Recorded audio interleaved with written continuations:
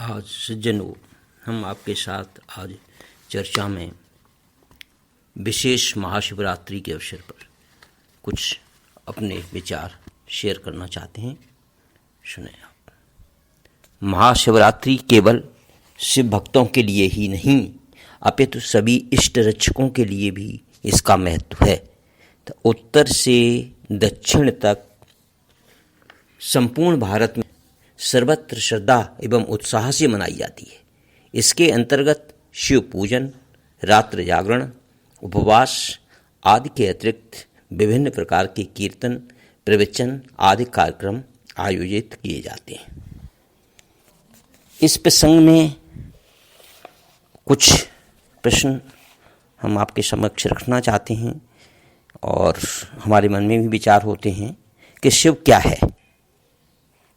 पहला आता है शिव क्या है, दूसरा उपवास क्या है और शिवरात्रि का अनुष्ठान रात में ही क्यों किया जाता है। तो वेदों में शिव को रुद्र कहा गया है। शिव ब्रह्म का पर्यायवाची है, जो शक्ति माया से पूर्णतः अतीत अपने शुद्ध स्वरूप में अवस्थित होती है, जिसको शिव शक्ति कहकर उसका उल्लेख किया गया है। वास्तव में शिव तांत्रिक शब्द है। इसकी व्याख्या पौराणिक ढंग से शंकर कही गई है। भाव यह है कि वेदों का ब्रह्म अथवा रुद्र तंत्रों में जाकर शिव नाम ग्रहण करता है, तब पुराणों में शंकर हो जाता है। पारब्रह्म परमेश्वर आत्म रूप में सभी जीवों में अवस्थित होता है, जिसके स्वाभाविक गुण अथवा कार्य नित्य शुद्ध, बुद्ध, मुक्त तथा सतचित और आनंद हैं। समस्त साधक वर्ग आत्मस्थित होने के लिए कई प्रकार की साधनाएं, उपासनाएं, ध्यान, प्राणायाम, भक्तिभाव अथवा निष्काम कर्मयोग का अभ्यास करता है। सांख्य के मतानुसार पुरुष तथा योगियों का सहस्त्रार में स्थित प्रणव की अर्धमात्रा में स्थित प्रणव की अर्धमात्रा के रूप में प्रसिद्ध है। शिव ही ब्रह्मा हैं, विष्णु हैं, महेश हैं, गणपति हैं, भगवती हैं आदि सभी देवों का कारण रूप है। चित्त से ही माया तथा अविद्या का आवरण उतारकर उसी में स्थित होना अंतिम लक्ष्य है।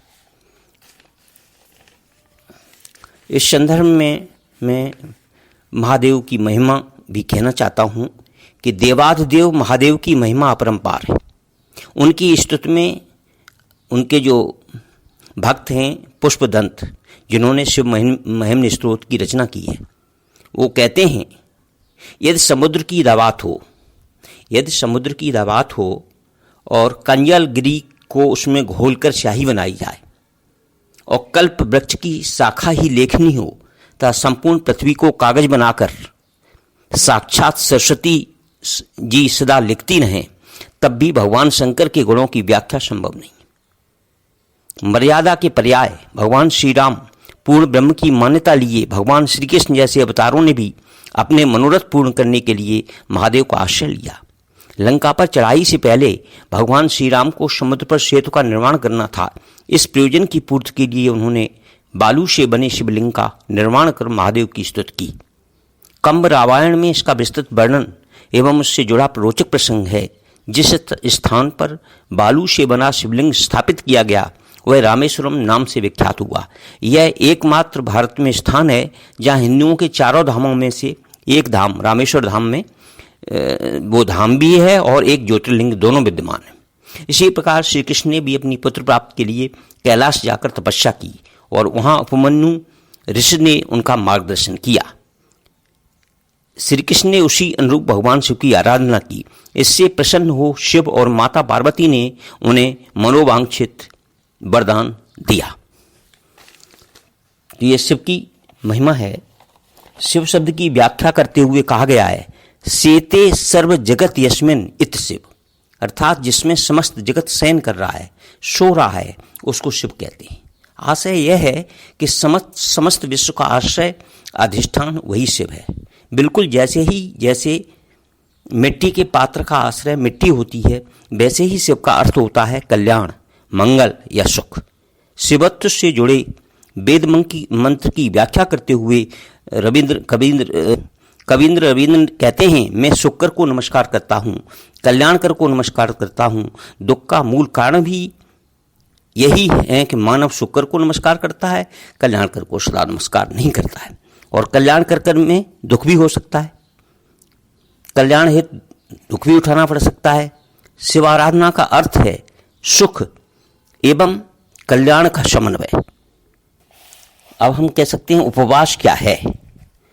उपवास जो है, उपवास क्यों रखते हैं शिवरात्रि के दिन? उपवास का पर्यायवाची व्रत भी कहलाता है। पर्यायवाची सामान्यतः अन्न फलादि उपहार माने जाते हैं, किंतु यदि सूक्ष्म दृष्टि से देखा जाए या विचार किया जाए तो किसी वस्तु को ग्रहण करना स्थूलतम आहार कोट में आता है। मन का चित्त में संस्कारों को ग्रहण करना अर्थात संचित करना सूक्ष्म आहार है, और इससे स्थूल इंद्रियों का जगत के विषयों का आहार ग्रहण करना है। इसमें क्या है, उपवास और व्रत का पर्यायवाची होने का प्रयुक्त किया जाता है। इसका अर्थ यह है कि त्याज्य को छोड़कर ग्रहणीय अथवा वरेण्य को प्राप्त करने का संकल्प एवं प्रयत्न तथा जगत के विषय को और भाग त्याज्य हैं। नित्य शुद्ध बुद्ध एवं आनंद प्रद आत्म तत्व ग्रहणीय है, उसे प्राप्त करने का संकल्प तथा प्रयत्न व्रत की कोट में आता है। इस प्रकार उपवास तथा व्रत पर्यायवाची शब्द हो जाते हैं। महाशिवरात्रि के पावन पर्व पर प्रतिवर्ष इस शुद्ध संकल्प अथवा प्रयत्न को दोहराया जाता है एवं नवीन उत्साह एवं भावना से दत्तचित्त होकर स्वयं को जगत के विषयों से उपराम एवं अंतर्मुखी कर जीव भाव को आत्म तत्व में विलीन कर नित्यानंद को प्राप्त करने का प्रयत्न किया जाता है। यही महाशिवरात्रि पूजन और उपवास का वास्तविक स्वरूप है। शिवरात्रि का पूजन रात में ही क्यों किया जाता है? प्रश्न ये उठता है, क्यों किया जाता है? हमारे विचार से जगत में सृष्टि और प्रलय का क्रम अनवरत ही घटित होता रहता है। जगत में सृष्टि और प्रलय का क्रम अनवरत ही घटित होता रहता है। प्रत्येक वस्तु एवं पदार्थ अपना स्वरूप बदलते रहते हैं। जगत प्रतिक्षण परिवर्तनशील है। पदार्थ के नवीन रूप धारण करने को सृष्टि तथा उसके विनाश को प्रलय कहते हैं। इसी प्रकार जगत का सामूहिक प्रलय प्रत्येक रात्र में होता है, तब सृष्टि सूर्योदय के साथ घटित होती है। निद्रा सृष्टि का प्रलय है एवं जागृत अवस्था जगत की सृष्टि है, ऐसे मान लीजिए। साधना के द्वारा सृष्टि को अपनी सृष्टि में विलीन करने का प्रयत्न किया जाता है। चित्त जो कि ज्ञान तंत्र है, उसकी कार्यशीलता के साथ जगत की सृष्टि का द्योतक है। उसी प्रकार चित्त की निरुद्ध अवस्था प्राप्त होने पर चित्त रूपी ज्ञान तंत्र की कार्यशीलता समाप्त हो जाती है, जिससे चित्त पर जगत का ज्ञान भी प्रतिबिंबित होना बंद हो जाता है। अर्थात साधक का उद्देश्य जगत को रात्रि अवस्था में प्रतिष्ठित कर जगत को विलीन करना है। यही मायातीत अवस्था है। जागृत अवस्था में जीव की वृत्तियां, मन एवं बुद्धि, इंद्रियों एवं विचार सभी जगदाभिमुखी हैं। अर्थात तब जगत का अस्तित्व होता है। निरुद्धावस्था में मन, बुद्धि, इंद्रियां आदि अंतर्मुखी होकर विलीन हो जाती हैं एवं जीव की अवस्था आत्मा के समीप हो जाती है। अतः महाशिवरात्रि का पूजन रात्र में ही चित्त किया जाता है, जो जगत के विलीनीकरण का द्योतक है। इस हिसाब से जो है महाशिवरात्रि मनाई जाती है। भगवान शिव ही विश्वरूप हैं, कालों के काल हैं, कालों के महाकाल हैं और विश्वरूप हैं, विश्व के स्वामी हैं, विश्व के कारण हैं, विश्व के आधार हैं, विश्व के रक्षक हैं, विश्व के संहारक हैं। आप ही फलों के बीज हैं, फलों के आधार हैं, फलस्वरूप भी हैं और फलदाता भी हैं। ऐसे हैं भगवान भोलेनाथ। लोकतंत्र के आधार पर कहें तो ज्ञान, समता और शांति, और यही पूजन सामग्री शिव की प्रियतम सामग्री है, ज्ञान, समता और शांति। अतः वे लोकतांत्रिक मूल्यों के प्रथम अधिष्ठाता और अधिवक्ता भी हैं भगवान भोलेनाथ।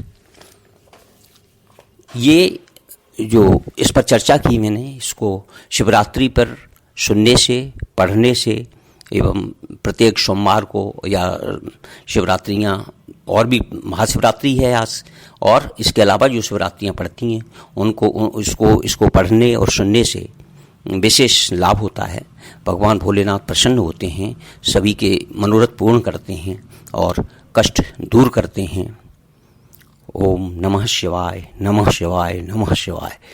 यदि आपको आप इसे पसंद करते हो इस लेख को, तो इसको लाइक करें, शेयर करें और सब्सक्राइब करें, जिससे कि लोग भगवान भोलेनाथ के बारे में ज़्यादा से ज़्यादा जान सकें और इससे लाभान्वित हो सकें।